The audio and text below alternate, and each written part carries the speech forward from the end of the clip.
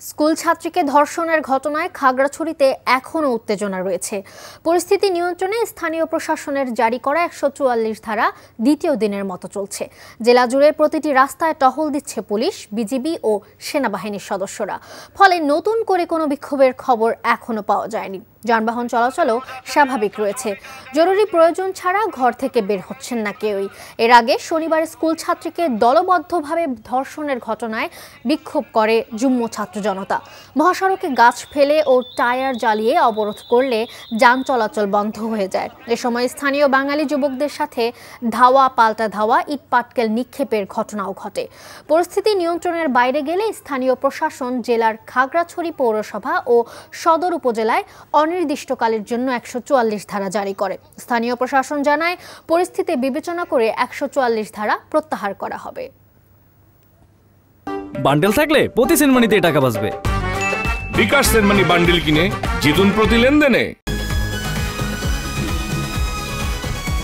ওটা তো ওরা আসলেই জানতে পারবো, তাই না?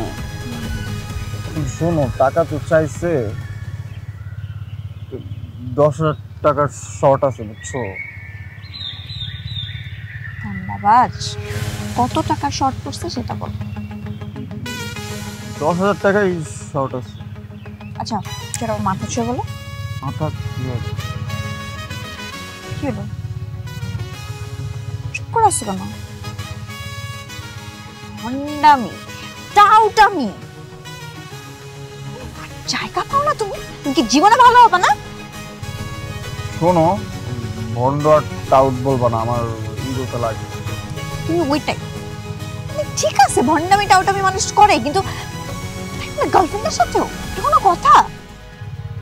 দেখো মিমি, আমি আগের থেকে অনেক লক্ষ্য হয়ে গেছি, ভালো হয়ে গেছি। পুরোপুরি হইতে পারি নাই, অর্ধেক ভালো তো 50% ভালো হয়ে গেছে। আগে যদি হইতো আমি তোমার থেকে ২০,০০০ টাকা চাইতাম। এই চুপ।